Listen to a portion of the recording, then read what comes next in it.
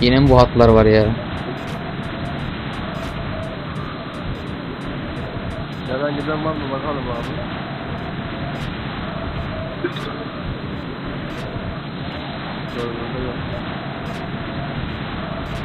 Gelen giden göremiyorum. Mark the location. Sol dolu galiba. Adam geldi yeni, adam geldi. Watch out. Adamlar yeni geldi. Pardon. Gel adamların silahları yok ya. Watch out.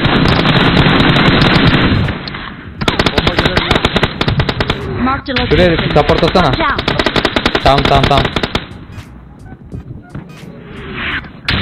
Ya ben nasıl öldüm öyle ya?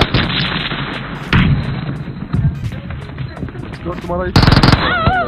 Tamam yumruk atmasınlar da. Don't give up. Your teammates can still recall you.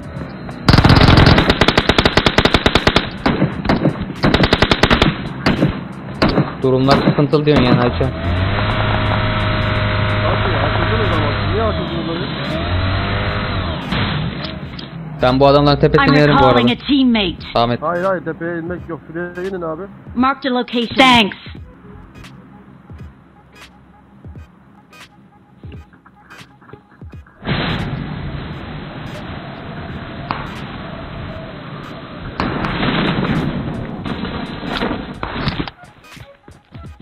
Adamlar buraya atıyor. Şu arabayı çekelim bari. Biri izliyor ya bunları. I need a weapon. Ya bunlar hatlar dedim ya. Sıkıntılı bu adamlar.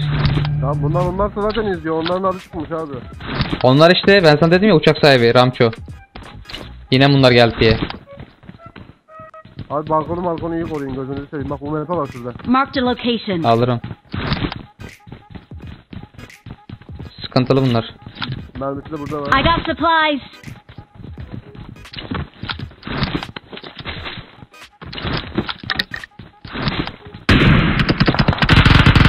Bakma.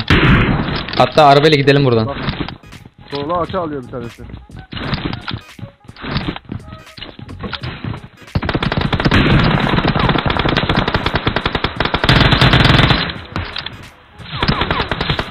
Bak bir tane şurada bak. İzliyorlar Mark the abi. location. Görüyorlar yani.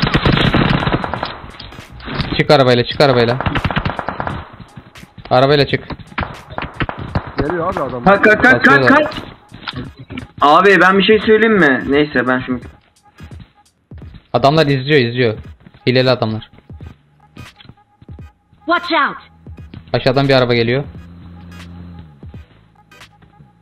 Watch out.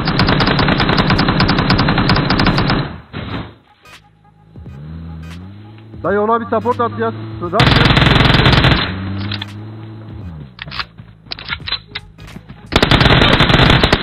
Lan. Ya öldü diye bıraktım adamı ya. Hep aynı şey yapıyorum ya. Tamam canı çok az onun, can basıyor şu an.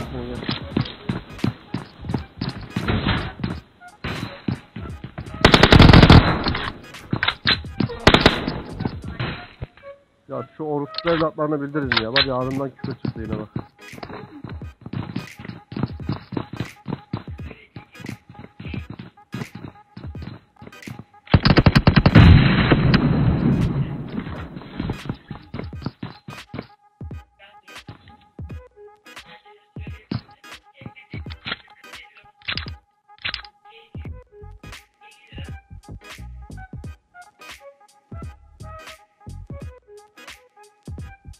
Adam düştü diye bıraktım ben de zaten. Düşmesi lazım o kadar mermi, uzun mermisinin. Adı çıkmış. İzliyorlar bunları ya. Hep aynı şeyi yapıyorum zaten. Düştü diye bırakıyorum sıkmayı.